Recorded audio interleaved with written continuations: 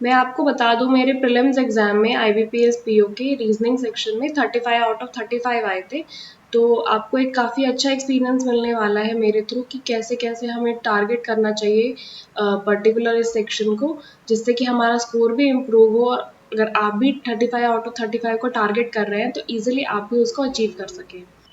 ये मैंने आपके लिए एक छोटी सी पजल यहाँ रखी है, इजी सी पजल है, तो इसको हम एक बार स्टार्ट करते हैं। यहाँ इसने लिखा है कि 7 पर्सन्स हमारे एक सर्कल के अंदर बैठे हैं। तो मैंने जैसे ही देखा कि एक सर्कल है तो मैंने एक फिगर यहाँ ड्रॉ कर ली फटाफट। उसने बोला 7 लोग हैं, तो मैंने यहाँ करके एक अरेंजमेंट डिसाइड कर लिया कि टोटल 7 लोग ऐसे बैठे हैं। इसने बोला है कि 5 of them are facing the centre and 2 of them are facing opposite to the centre. तो मैंने यहाँ कंडीशन नोट कर ली कि 5 सेंटर देख रहे हैं एंड 2 आउट देख रहे हैं। मैंने ऐसे करके इसको नोट डाउन कर लिया। इसने बोला C sits third to the left of D and both are facing the centre. ये हमारी सबसे एक इम्पॉर्टेंट इन्फॉर्मेशन है एंड ये एक फिक्स इन्फॉर्मेशन है जो कि हम इस बेस में डायरेक्टली प्लेस कर सकते हैं, क्योंकि हमें दोनों की डायरेक्शन भी पता है, दोनों के बीच में कितने लोग बैठे हैं ये भी पता है, तो हमें सब इन्फॉर्मेशन पता है, तो हम इसको डायरेक्टली बेस में अरेंज कर सकते हैं। हमें इसको अलग से नोट डाउन करने की ज़रूरत नहीं है। लेट्स सपोज आपने डी को यहाँ बैठा दिया और ये इनसाइड फेस कर रहा है और सी इसके थर्ड लेफ्ट बैठे, तो फर्स्ट सेकंड थर्ड लेफ्ट आपका यहाँ हो जाएगा और सी की भी इनसाइड हो जाएगी डायरेक्शन। इसके बाद E is neither a immediate neighbour of D nor C। इसका मतलब E ना तो यहाँ आ सकता है, आपने इसको ऐसे नोट डाउन कर लिया, और ना ही E यहाँ आ सकता है क्योंकि वो किसी का भी नेबर नहीं है इन दोनों में से। तो E के लिए सिर्फ एक ही प्लेस बची, इसको भी आपने डायरेक्टली प्लेस कर लिया, अलग से कुछ लिखने की जरूरत ही नहीं पड़ी आपको। इसके बाद एक इन्फॉर्मेशन है कि जो बंदा डी और एफ के बीच में बैठा है वो सेंटर से अपोजिट फेस कर रहा है। अगर कोई पर्सन दो लोगों के बीच में बैठा है तो एक डिस्टेंस छोड़ के ही बैठा होगा ना। अगर आप डी के राइट साइड चलेंगे तो एक छोड़ के ई ऑलरेडी बैठा है, इसका मतलब यहाँ एफ नहीं आ सकता, तो एक छोड़ के एफ को यहीं आना पड़ेगा। ये हमारी इन्फॉर्मेशन फिक्स हो गई और उसने उसकी डायरेक्शन भी हमें बता दी कि जो बंदा यहाँ बैठ रहा है वो सेंटर के अपोजिट फेस करेगा। इसके बाद हमारी नेक्स्ट इन्फॉर्मेशन है कि G sits third to the right of A and G is facing the centre. ये इसने काफ़ी इंपॉर्टेंट इन्फॉर्मेशन हमें दी है कि जी सेंटर की तरफ फेस कर रहा है। इसका मतलब जी यहाँ नहीं आ सकता, जी के लिए सिर्फ ये दो ही प्लेसेस बची हैं। लेट्स सपोज अगर हम एक तरीके से कंसीडर करें कि हम जी को यहाँ रखने की सोच रहे हैं, आपने एक छोटा सा नोट कर लिया, तो इसके दो छोड़ के ए बैठना चाहिए, एक दो छोड़ के ए यहाँ नहीं आ सकता, एक दो छोड़ के ए यहाँ नहीं आ सकता। इसका मतलब जो जी को हम यहाँ कंसीडर करने की सोच रहे थे वो यहाँ आ ही नहीं सकता, तो ये केस एलिमिनेट हो गया, तो डेफिनेटली जी यहाँ आएगा। अब एक दो छोड़ के ए यहाँ नहीं आ सकता, एक दो छोड़ के ए डेफिनेटली यहाँ आएगा। आपका एक ही पर्सन बचा जो कि है बी। जी का इसने बता ही दिया था कि ये सेंटर की तरफ फेस कर रहा है। अब इसने बोला कि जो बी का एक नेबर है वो फेस कर रहा है opposite to the centre. B का एक नेबर डी है जो कि ऑलरेडी सेंटर की तरफ फेस कर रहा है, तो ई ही ऐसा पर्सन हो सकता है जो कि सेंटर से बाहर देख रहा होगा। इसका मतलब हमें दो लोग ऑलरेडी मिल चुके हैं जो सेंटर से बाहर देख रहे हैं। इसका मतलब जो जितने भी बचे हैं वे लोग हैं ये सारे ही सेंटर की तरफ देख रहे हैं। तो देख सकते हैं ये पजल कितनी ईजी थी और हमें कोई भी कंडीशन को एक्स्ट्रा नोट करने की ज़रूरत नहीं पड़ी, हमने सीधा बेस में ही चीज़ों को रिलेट कर लिया। कुछ कंडीशंस को माइंड में रिटेन करके रखा, कुछ कंडीशंस को हमने डायरेक्टली हल्का फुल्का पेन पेपर यूज़ करके हमने एलिमिनेट कर लिया। अब आप चाहे तो इसके अलग अलग 3 केसेस भी बना सकते थे, लेकिन आपको अपना टाइम सेव करना सीखना है, तो इस तरीके से आपको पजल अटेम्प्ट करनी चाहिए। नेक्स्ट चीज़ है हमारे, हम इम्प्रूव कैसे कर सकते हैं अपनी स्पीड पजल्स में। तो जैसे मैंने आपको लास्ट में भी दिखाया अभी कि हमें पजल को कैसे स्टार्ट करना चाहिए, तो वो चीज़ काफ़ी इंपॉर्टेंट है कि आपको बेस समझ आ जाए। उसके बाद इम्पॉर्टेंट है कि आप उस बेस को समझने के बाद आप जितने पॉसिबल केसेस उसमें बन सकते हैं आपको वो अंडरस्टैंडिंग आ जाए कि मेरे को इतने केसेस बनाने समझ आ जाए कि इतने बनते हैं। उसके बाद फिर आपको उनको एलिमिनेट करना स्टार्ट करना है। तो सबसे इम्पॉर्टेंट है पहले तो कि आप बेस को अंडरस्टैंड करें कि बेस हमारा क्या बनता है किसी भी पजल का, ये काफ़ी इम्पोर्टेंट है। अब मान लो मैंने एक रेक्टेंगुलर बेस पजल ली है, इसमें मैंने बोला 10 पर्सन्स बैठे हैं, एक यहाँ बैठा है और दो यहाँ बैठे हैं ऐसे करके, और 4 यहाँ बैठे हैं, इस तरीके से बैठा है। अगर मैंने सारे बोल दिया कि इनसाइड फेसिंग है यहाँ पे भी, तो भी मेरे को यहाँ पे 2-3 केसेस बना के देखने पड़ेंगे, ये केस बनेगा, ये केस बनेगा और ये केस बनेगा एंड एक केस यहाँ बनेगा। तो आपके मिनिमम 4 केसेस आपको बनाने पड़ेंगे जब भी आप किसी एक पजल को सॉल्व करना स्टार्ट करेंगे।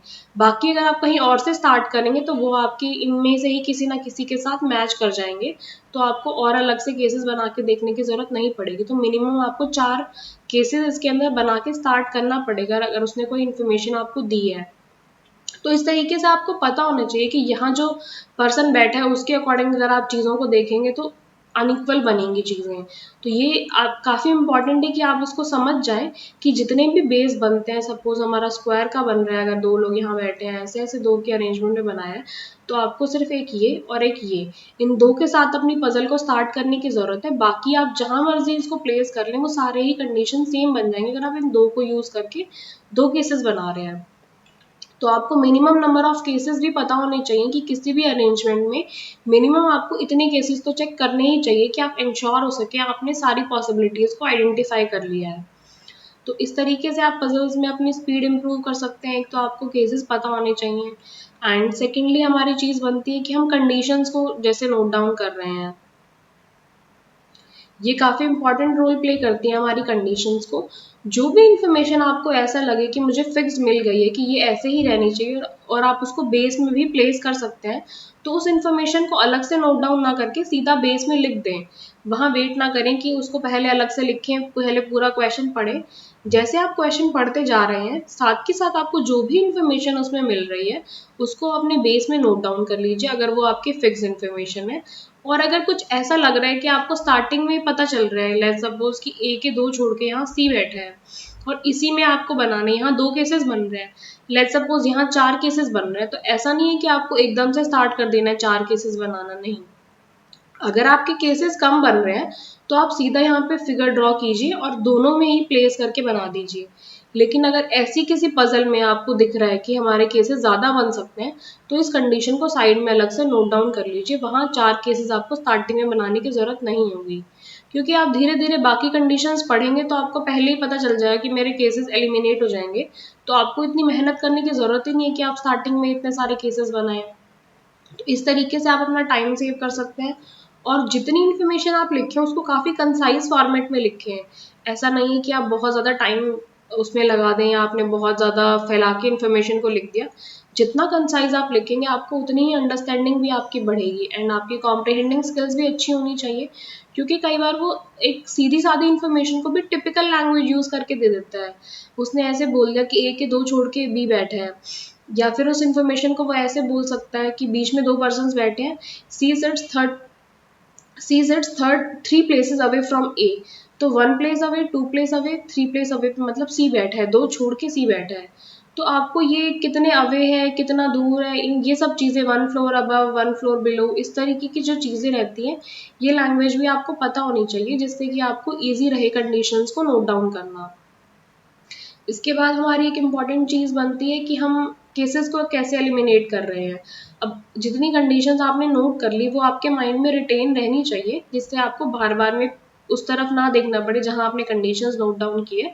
आप एक ही बार में फिगर देख के वहाँ चीज़ें एनालाइज करके स्टार्ट कर सकते हैं अपने केसेस को एलिमिनेट करना। तो यही हमारी मेन ट्रिक्स होती हैं जिसके थ्रू आप पजल्स में अपनी स्पीड को इम्प्रूव कर सकते हैं एंड अपना टाइम भी सेव कर सकते हैं। हमारी जो प्रीलिम्स एग्जाम में पजल्स आती हैं वो मैक्सिमम 5 मिनट में बन जानी चाहिए। 5 मिनट से ज़्यादा तो किसी भी पजल को टाइम नहीं लगना चाहिए। जनरली पजल्स ऐसे डिज़ाइन होते हैं कि 3 से 5 मिनट के अंदर आप सारी पजल्स को सॉल्व कर सकते हैं प्रीलिम्स एग्जाम में एटलीस्ट। तो आपकी कोशिश यही रहनी चाहिए कि जब भी आप कोई प्रीलिम्स लेवल की पजल सॉल्व करें, एक आइडियल टाइम 3 से 5 मिनट के बीच में रहना चाहिए। काफ़ी सारी पजल्स ऐसी होती है जो आपके 2 मिनट में भी बन जाएंगी, वो काफ़ी ईजी लेवल की होती हैं। तो वो केस टू केस थोड़ा वेरी करता है, बट एक आइडियल टाइम देखेंगे तो 3 से 5 मिनट रहता है वो। अब हमारा सबसे मोस्ट इम्पॉर्टेंट चीज़ कि हम रीजनिंग के मॉक टेस्ट को अटेम्प्ट कैसे करते हैं, ये बहुत ही इम्पॉर्टेंट है कि आपको पता होना चाहिए। हमारे रीजनिंग में 35 क्वेश्चंस आते हैं एंड आपको 20 मिनट्स मिलेंगे करने के लिए। तो आपको टाइम डिवीजन भी करना आना चाहिए कि हर क्वेश्चन को कितना टाइम देना है। सबसे ज़्यादा वेटेज आपकी पजल्स लेंगी। पजल्स के एटलीस्ट आपको 20 से 25 क्वेश्चंस देखने को मिलेंगे। ये तो डेफिनेटली है, 20 तो मिनिमम रहते ही रहते हैं। अगर उनको इम्प्रूव कर अगर उनको ज़्यादा देना होगा पजल का सेक्शन तो वो आपके इंक्रीज भी कर सकते हैं, क्वेश्चंस को 25 तक जा सकते हैं। आइडियली एक पजल में आपके 5 क्वेश्चंस ही बनते हैं, तो इस हिसाब से देखेंगे तो आपको 4 से 5 पजल्स देखने को मिलेंगे इसके अंदर। इसके बाद हमारे ये टॉपिक्स हैं, इनके क्वेश्चंस आपको डेफिनेटली देखने को मिलेंगे। कुछ मिसलेनियस टॉपिक्स के भी क्वेश्चंस हमारे आते ही हैं, तो ये क्वेश्चंस थोड़ी इजी लेवल के डिज़ाइन होते हैं। तो जितने भी ये टॉपिक्स मैंने यहाँ मेंशन किए हैं पजल्स को छोड़ के, ये आइडियली आपके 8 मिनट के अंदर सॉल्व हो जाने चाहिए। 8 से या फिर मैक्सिमम आप 10 मिनट तक जा सकते हैं, लेकिन इससे ऊपर नहीं। और जितनी पजल्स आपके लिए है वो आपकी कम से कम 10 से 12 मिनट लेती हैं, ये मिनिमम टाइम है। इतना तो आपको रिक्वायर्ड होगा ही। अगर हमारी 20 पजल्स आई हैं तो लेट्स सपोज आपको 10 मिनट लग गई, 25 क्वेश्चंस हैं अगर पजल्स के, तो आपने 12 मिनट ले ली। उसी अकॉर्डिंगली आपको फिर इसका टाइम इंक्रीज डिक्रीज आप जैसे भी करना चाहे कर सकते हैं। एक आइडियल टाइम मैंने आपको बताया जो मैंने खुद फॉलो किया था। मैं सबसे पहले इन क्वेश्चंस को टारगेट करती हूँ जो हमारे पजल्स के अलावा होते हैं, क्योंकि पजल्स में स्टार्टिंग में इसलिए नहीं करती क्योंकि कई बार ऐसा होता है कि हम पजल की कई बार टिपिकल लैंग्वेज में उलझ जाते हैं, या हमने कोई कंडीशन मिस कर दी। अगर हम उसको एक बार में सॉल्व नहीं कर पाए तो माइंड पे थोड़ा प्रेशर बनता है, हम थोड़े फ्रस्ट्रेट होने लगते हैं। तो क्या होता है, हम पैनिक कर जाते हैं। उस टाइम पे नर्वसनेस ऑलरेडी होती है तो हम और ज़्यादा पैनिक कर जाते हैं कि हमारी चीज़ें नहीं हो रही। तो पजल्स थोड़ी सी टिपिकल होती हैं, इसलिए मैं उसको हमेशा बाद में अटेम्प्ट करती हूँ। पहले मैं जितना भी इजी स्कोरिंग पार्ट रहता है किसी भी सेक्शन का, हमेशा उसकी तरफ बढ़ती हूँ। तो मुझे ये टॉपिक्स काफ़ी इजी लगते हैं, सिलोगिज्म के, इनइक्वालिटी के, Chinese coding, blood relation, direction distance. तो हमेशा मैं इन टॉपिक्स को अप्रोच करती हूँ पहले। आइडियली मैं इनको 8 से 10 मिनट के अंदर सॉल्व कर लेती थी, और मैंने किया भी था अपने एक्चुअल एग्जाम में, तभी मैं 35 क्वेश्चंस को अटेम्प्ट कर पाई थी। उसके बाद मैं पजल्स में मूव करती हूँ, और पजल्स में भी ऐसा है कि जब मैं क्वेश्चंस पे नेविगेट कर रही होती हूँ तो मैं स्किप स्किप करते चली जाती हूँ जब तक मुझे इन टॉपिक्स की क्वेश्चंस नहीं दिखते। अगर बीच में मुझे कोई पजल दिख रही है, हल्का सा जो झलक देख के आपको एक खुद के अंदर से फीलिंग आती है कि हाँ यार ये पजल तो हमसे हो सकती है, तो मैं उसको मार्क फॉर रिव्यू करके छोड़ देती हूँ। उसका जो भी पहला क्वेश्चन रहता है मैं उसको मार्क फॉर रिव्यू कर देती हूँ और आगे बढ़ जाती हूँ जब तक मुझे ये वाले क्वेश्चंस नहीं मिलते। इन वाले क्वेश्चंस को 8 मिनट में सॉल्व करके जितने भी मैंने मार्क फॉर रिव्यू क्वेश्चंस किए हैं मैं वापस उन पे जाती हूँ और फटाफट फिर से देखती हूँ कि कौन सी ऐसी पजल है जो मुझे लग रहा है मेरे से ईजिली सॉल्व हो सकती है। सबसे पहले उस पजल को सॉल्व करती हूँ और फिर आगे आगे बढ़ती हूँ जो भी डिफिकल्टी हमारी पजल्स में होती हैं। अब कुछ पजल्स हमारी ऐसी होती हैं जो ब्लड रिलेशन के साथ आपकी कंबाइन कर देंगे। तो अगर किसी को ब्लड रिलेशन वाला टॉपिक थोड़ा सा टिपिकल लगता है तो इन वाली पजल्स को उन्हें कोशिश करनी चाहिए कि वो आखिर में सॉल्व करें। सबसे इजी हमारी सिटिंग अरेंजमेंट की पजल्स रहती हैं, चाहे वो लीनियर हो चाहे हमारा सर्कुलर हो। अब वो इतना भी इजी नहीं देते हमारे एग्जाम में कि बिल्कुल ही आपको एक ही तरफ फेसिंग का दे दिया। वो कोशिश करते हैं कि मिक्स टाइप के क्वेश्चंस बनाए। अगर सपोज उन्होंने 6 लोग बोले हैं हमारे बैठे होते हैं, तो कुछ को बोल देंगे नॉर्थ फेसिंग है और कुछ को बोल देंगे ऐसे साउथ फेसिंग है। तो इस तरीके से डिज़ाइन करते हैं हमारे क्वेश्चंस को, तो हमें ये चीज़ें भी आनी चाहिए सॉल्व करनी अच्छे से। ऐसे ही वो सेटिंग अरेंजमेंट में आपका सर्कुलर बना सकते हैं, वो किसी भी शेप का दे सकते हैं, वो उनकी मर्जी होती है। इसके बाद वो मंथ्स के कुछ क्वेश्चंस पे मूव करते हैं। मंथ्स के मुझे थोड़े इजी ही लगते हैं, बाकी अगर आपको थोड़े टिपिकल लगते हैं तो आप इन तरह के क्वेश्चंस पे ज़्यादा फोकस कर सकते हैं। डेज बेस्ड हमारे जो क्वेश्चंस होते हैं ये भी इजी कैटेगरी में लगते हैं मुझे। इसके बाद हमारे कुछ क्वेश्चंस होते हैं जो कि आपके दो चीज़ों को मिक्स करके बनाए जाते हैं, जहाँ वो आपको एक तरफ बोल देंगे डेज आपकी डेट के फॉर्म में होती है। लेट्स सपोज यहाँ पे कोई डेट बोल दी उन्होंने 7, यहाँ बोल दी 12, और यहाँ उन्होंने मंथ की बोल दी, यहाँ जैन आ गया, यहाँ मार्च आ गया, यहाँ अगस्त आ गया। इस तरीके से वो कुछ करके बनाते हैं, तो कभी कभी इसके केसेस थोड़े से टिपिकल बन जाते हैं। तो मुझे ये मंथ और डेट वाली पजल हल्की से टिपिकल लगती है। बाकी अगर आपको जैसी लगती है आप उस अकॉर्डिंगली अपना डिसाइड कर सकते हैं। जो पजल्स आपको इजी लगे एंड जिसमें आपको ज़्यादा कॉन्फिडेंस हो कि इसको मैं इजीली सॉल्व कर सकता हूँ, हमेशा उस पजल से स्टार्ट कीजिए, जिससे कि आप उसको सॉल्व भी कर लें। आपकी जो पैनिक हमारा एक क्रिएट हो जाता है कि चीज़ें सॉल्व नहीं हो रही, उससे आप बच सके। तो यही था मेरे इस वीडियो में। एंड अगर आपके अभी भी कोई डाउट्स बचे हो रीजनिंग सेक्शन को लेके कि पर्टिकुलर चीज़ को हमें कैसे अप्रोच करना चाहिए, तो आप मुझे वीडियो के कमेंट बॉक्स में बता सकते हैं। एंड मेरी बाकी सेक्शंस के लिए तो ऑलरेडी वीडियो बनी ही हुई है।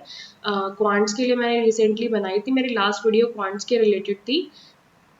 और उससे पहले मैंने एक रूटीन की वीडियो भी बनाई थी, अपनी लास्ट मेरी रूटीन की वीडियो थी, एंड उससे पहले मैंने एक क्वांट्स के लिए बना रखी थी। तो अगर आपको बाकी सेक्शंस की भी वीडियो देखनी है तो वीडियो के डिस्क्रिप्शन बॉक्स में आपको लिंक मिल जाएगा उन सब का। अब हम अपनी सबसे लास्ट एंड इम्पॉर्टेंट चीज़ पे मूव करते हैं, फ्री प्रैक्टिस मटेरियल।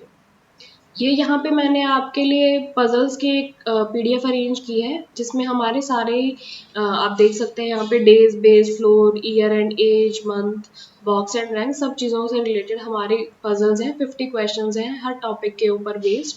तो आपको टोटल 250 क्वेश्चंस मिल जाएंगे। तो ये काफ़ी एक अच्छा मटेरियल है। अगर आप मॉक टेस्ट के अलावा कुछ सर्च आउट कर रहे हैं मटेरियल पढ़ने के लिए, तो आप इस पीडीएफ को रेफर कर सकते हैं। काफ़ी डिटेल्ड सॉल्यूशन इसमें दे रखे हैं, यहाँ आप देख सकते हैं, आपको एक आंसर की मिली हुई है। इसके अलावा आपको अच्छे से डिटेल में एक्सप्लेन कर रखा है कि आपको कैसे इसको स्टार्ट करना चाहिए, कितने केसेस बन सकते हैं पॉसिबल, और कैसे कैसे उसको एलिमिनेट करना चाहिए। काफ़ी डिटेल्ड सॉल्यूशंस हैं आपके लिए। तो मुझे लगता है काफ़ी इंपॉर्टेंट पीडीएफ रहेगी आप सबकी प्रैक्टिस मटेरियल के लिए, एंड आपको काफ़ी हेल्प मिलेगी। दूसरी पीडीएफ हमारी है सिलोगिज्म के क्वेश्चन से रिलेटेड। सिलोगिज्म में only a few and only के जो टॉपिक्स हमारे रहते हैं काफ़ी इंपॉर्टेंट बनते हैं, only a few and only वाले। इन क्वेश्चंस की आपको सबसे ज़्यादा प्रैक्टिस करनी चाहिए। तो मैंने ये पीडीएफ आप लोगों के लिए अरेंज की है। इसमें आपको अप्रॉक्स 50 क्वेश्चंस मिल जाएंगे प्रैक्टिस करने के लिए। एंड ये मैंने यहाँ वेन डायग्राम वाली पीडीएफ है। अगर आप सिलोगिज्म के क्वेश्चन किसी और तरीके से सॉल्व करते हैं तो आप सिर्फ आंसर की रेफर कर सकते हैं। मैं तो वेन बेस करके ही सॉल्व करती थी सिलोगिज्म के क्वेश्चंस, तो मुझे पीडीएफ काफ़ी हेल्पफुल लगी थी। जहाँ मुझे डाउट आता था तो इनका वेन डायग्राम देख के मुझे आइडिया लग जाता था कि अगर मैं कहीं गलती कर रही हूँ तो। एंड आई होप आपके लिए भी पीडीएफ मटेरियल काफ़ी हेल्पफुल रहा होगा। तो अगर आपके कोई भी और डाउट्स बचे हैं तो आप मुझे वीडियो के कमेंट बॉक्स में बता सकते हैं। And all the best for your preparation, and thank you for watching this.